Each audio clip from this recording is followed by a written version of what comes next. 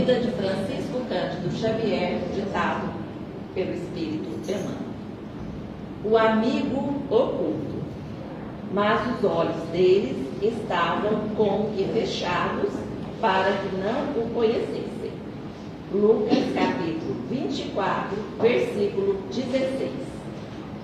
Os discípulos, a caminho de Emaús, comentavam amargurado os acontecimentos terríveis do Calvário. Permaneciam sob a tormenta da angústia. A dúvida penetrava-lhes a alma, levando-os ao abatimento, à negação. Um homem desconhecido, porém, alcançou-os na estrada. Oferecia o aspecto de mísero peregrino. Sem identificar-se, esclareceu as verdades da Escritura, exaltou a cruz e o sofrimento. Ambos os companheiros, que se haviam emaranhado no cipoal de contradições ingratas, experimentaram agradável bem-estar, ouvindo a argumentação confortadora. Somente ao termo da viagem, em se sentindo fortalecidos no tépido ambiente da hospedaria, perceberam que o desconhecido era o mestre. Ainda existem aprendizes na estrada simbólica de Emaús todos os dias. Atingem o Evangelho e espantam-se em face dos sacrifícios necessários à eterna iluminação espiritual. Não entendes o ambiente divino da cruz e procuram paisagens mentais distantes. Entretanto, chega sempre um desconhecido que caminha ao lado dos que vacilam e fogem. Tem a forma de um viandante incompreendido, de um companheiro inesperado, de um velho generoso, de uma criança tímida. Sua voz é diferente das outras, seus esclarecimentos mais firmes, seus apelos mais dóceis. Quem partilha por um momento do banquete da cruz, jamais poderá olvidá-la. Muitas vezes partirá mundo afora, demorando-se nos trilhos escuros.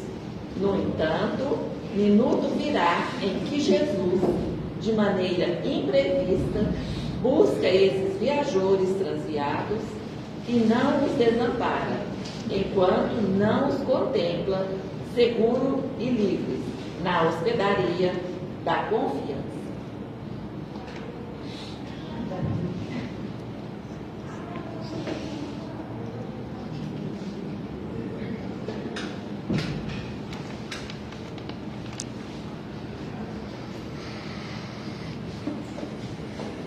Vamos agora serenar os nossos pensamentos, os nossos corações, pensando em Jesus, pensando nos nossos mentores espirituais, no mundo espiritual desse caso.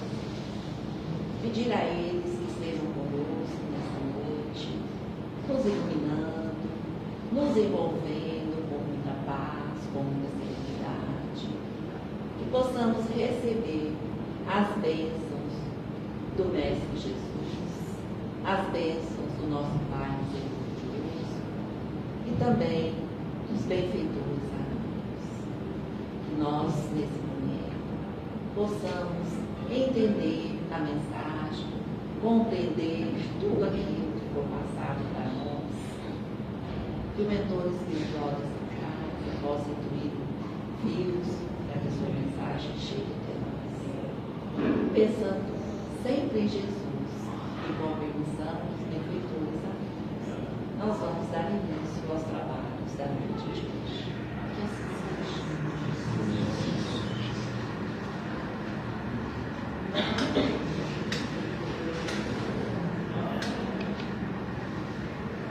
Então vamos hoje receber o nosso amigo Fios. Seja bem-vindo mais uma vez. Obrigado. Boa noite a todos. Boa noite. mundo não ouvir, levanta a mão, tá, para poder aumentar um pouco o tom. Sejam bem-vindos. Que Deus... é bem difícil de ouvir mesmo. Sejam bem-vindos. Que Deus abençoe a presença de vocês e que vocês consigam receber das mãos do Mestre Jesus os fluidos necessários para auxiliar na solução daqueles problemas que, porventura, neste momento, estejam na mente e na estrutura interna de cada um. Que Deus nos abençoe. Nós vamos falar hoje sobre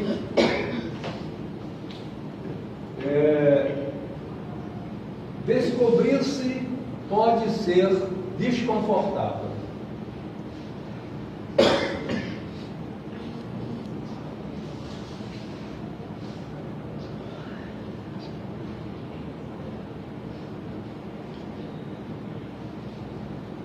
Descobrir-se pode ser desconfortável.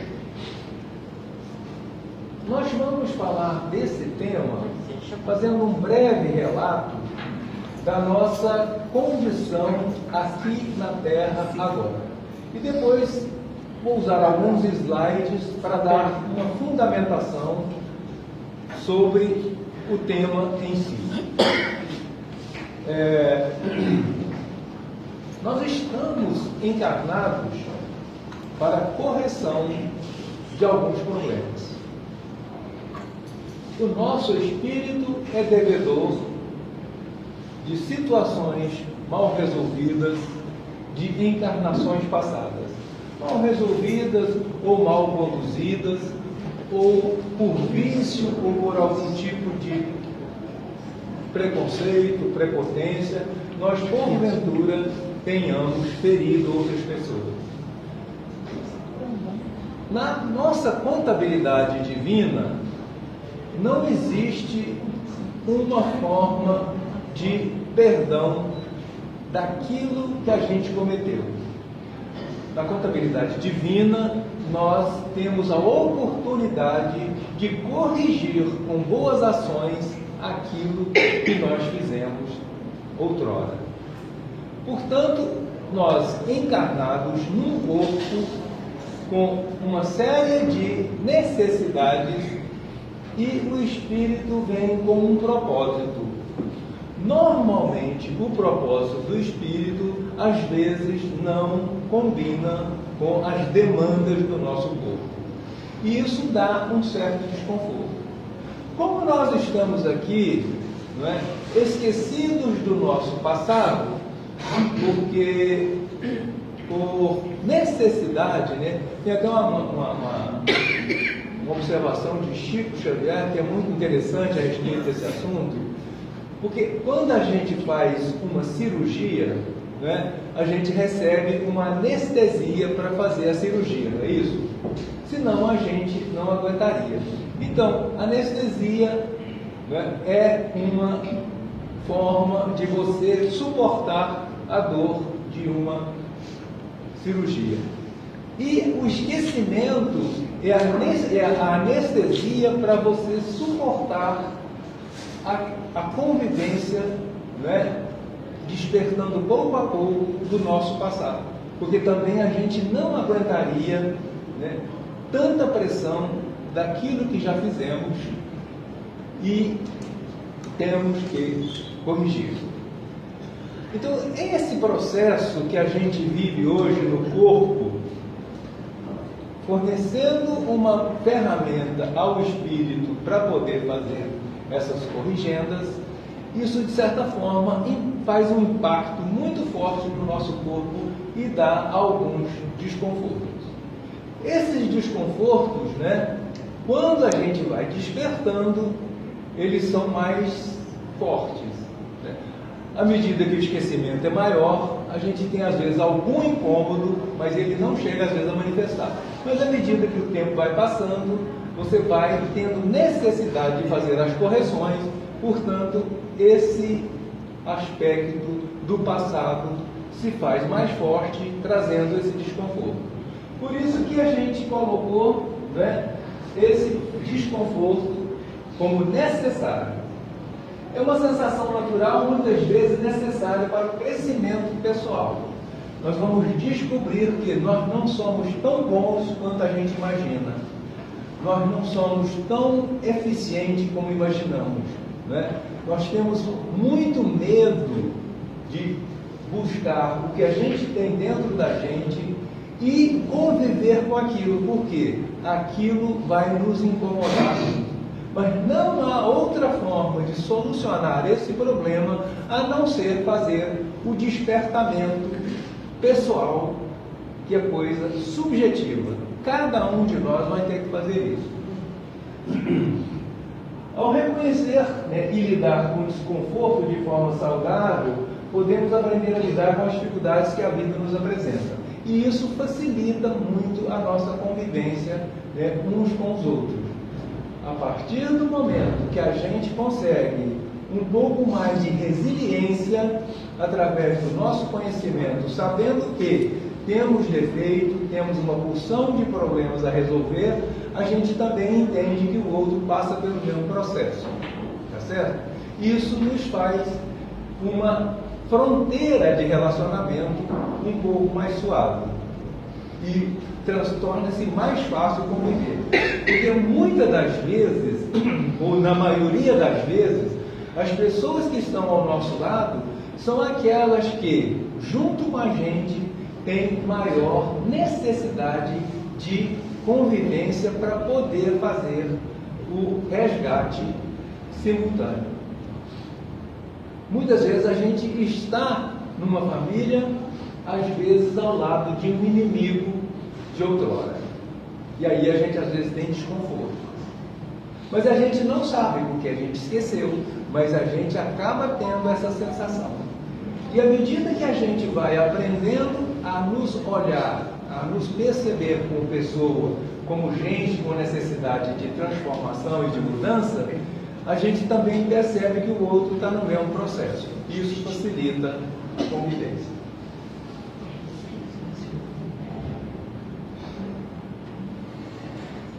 Trajetória do encarnado, né? Quando a gente encarna num corpo, esse corpo é um veículo extremamente importante para o desenvolvimento da alma. Esse corpo, no entanto, ele precisa de proteção. O nosso ego vem para proteger o corpo. Se a gente não tivesse ego, possivelmente a gente não teria sobrevivido a tantas atrocidades que a vida de outrora, né, nos produziu. Porque era muito mais difícil viver há algum tempo atrás do que agora. Portanto, nós muitas vezes temos um ego do passado, que a gente traz com a gente, muito grande, o que dificulta a relação com a alma. E quanto maior o ego, mais egoísmo a gente tem, mais egoísta a gente é. E na proposta da alma, o que é importante é a convivência, é o self, que é representado pela nossa alma. Então,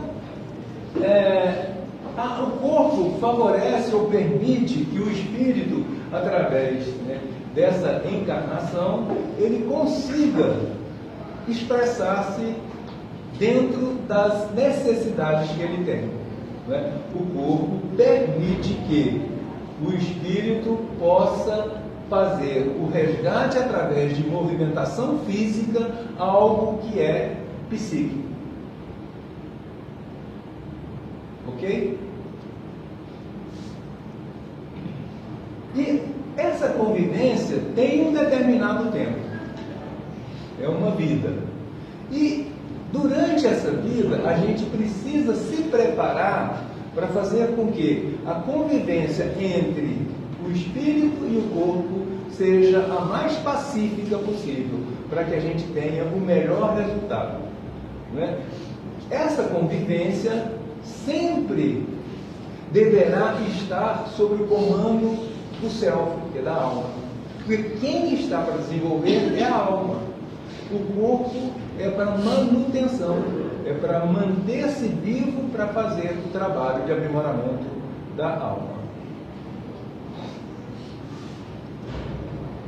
O corpo tem algumas demandas que é muito interessante observar, porque elas é que são os limitantes maiores da dificuldade, ou implica na dificuldade entre a convivência do corpo com a alma.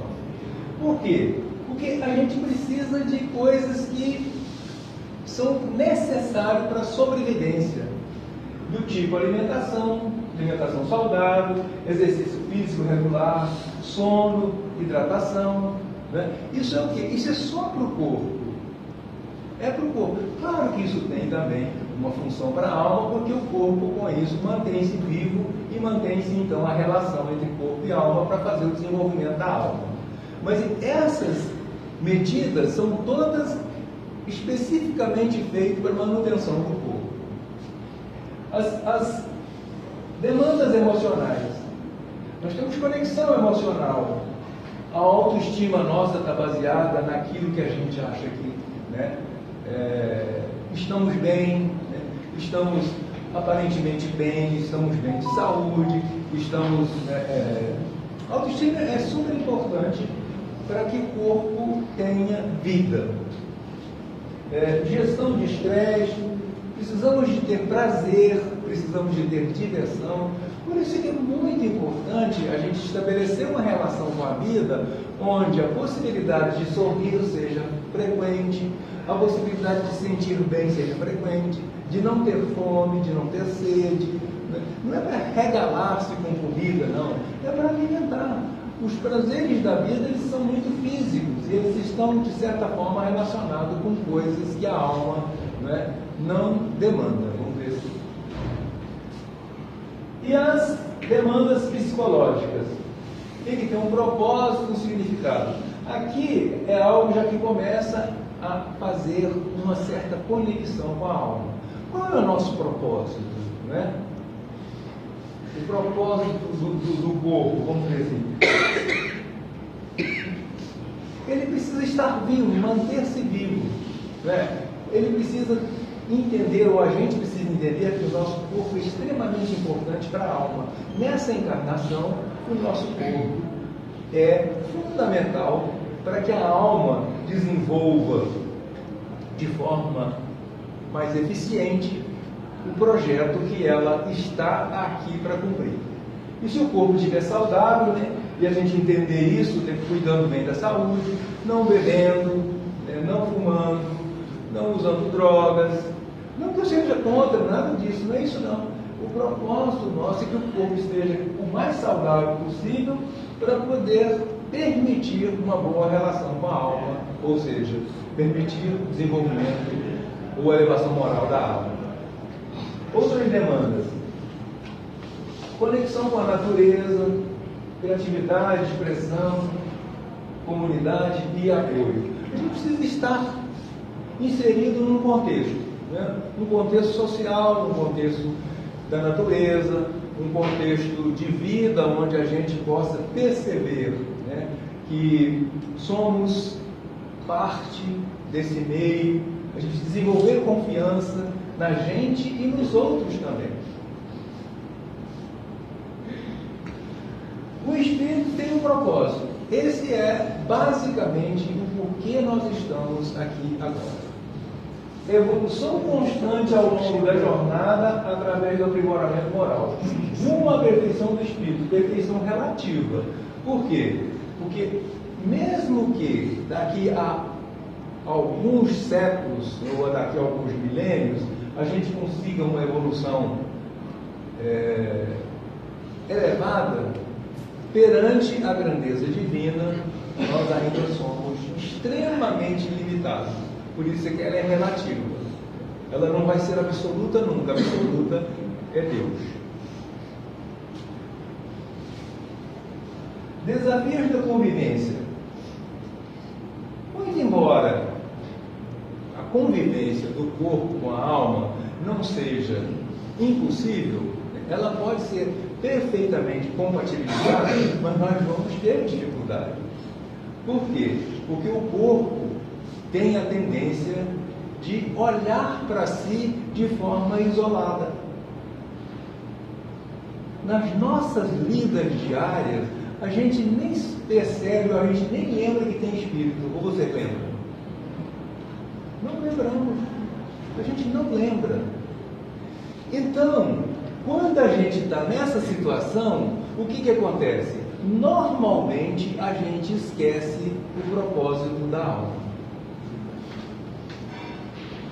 A Deus falou agora mesmo que é o seguinte: olha, para o espírito é mais difícil ainda, né? Olha, depende, né? Porque o espírita, ela disse: olha, a gente já sabe de alguma coisa, a gente vai ter mais culpa. É possível. Mas também a gente tem uma grande compensação, porque a gente já acredita que a gente é eterno. Né? Nós somos imortais, não somos eternos, porque nós fomos criados. Então a gente é imortal. E a gente sabe disso e a gente confia nisso. Então a gente já tem um norte ou um foco para trabalhar para ele. É muito triste uma pessoa cuja índole ou forma de pensar seja só materialista. Porque se a gente acredita só no corpo, né, tem um ditado que diz o seguinte: a cada passo eu estou mais perto do túmulo. É uma grande verdade, não é? Se a gente não tem fé, se a gente não acredita em Deus, então qual é o meu futuro? Uma cova, não é isso? É só isso. Então aquele que trabalha sem a crença divina, ele sofre durante toda a vida essa grande indagação. O que eu vou ser? Eu vou morrer. Então o que ele faz? Ele torna-se cada vez mais egoísta e mais cruel, porque ele não leva desaforo para casa. Então as pessoas que não acreditam, que absolutamente não acreditam, até para ter moral é mais difícil. Porque ele pode pensar que a vantagem momentânea é a que mais importa para mim. Então, tem esses dois aspectos. A crença ajuda, mas também quando a crença é muito forte, e a gente acaba sofrendo um pouco mais.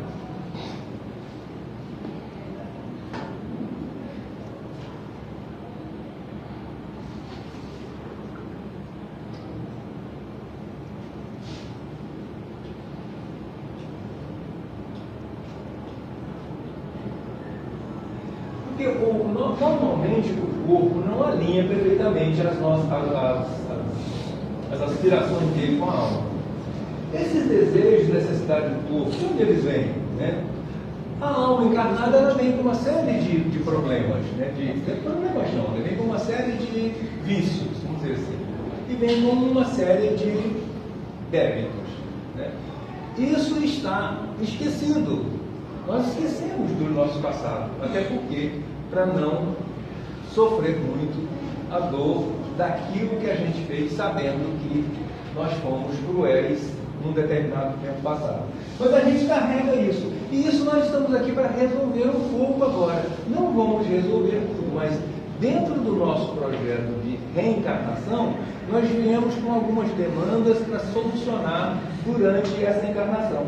E essas demandas, ou seja, esse processo, ele precisa se realizar de qualquer jeito. Ou seja, vai ter sempre uma força no sentido de alguma coisa acontecer para despertar dentro da gente a necessidade de fazer essa correção. A vida vai encarregar de produzir fatos, ações ou qualquer situação que nos leve de encontro àquilo que a gente tem que realizar. Não é isso? Porque muitas vezes a gente fala assim: puxa vida, estava tão legal, estava indo tão bem, não é isso? Aconteceu algo que derruba completamente a gente. Essas horas é hora da gente pensar que com certeza nós estamos tendo oportunidade e uma oportunidade de ouro para resgatar um determinado débito passado. Ao invés de ser ruim, aparentemente é ruim, mas é uma bênção divina quando você recebe uma oportunidade dessa. E elas vão acontecer na vida da gente, mesmo que a gente não as busque. Algo vai acontecer fazendo com que elas se façam presente.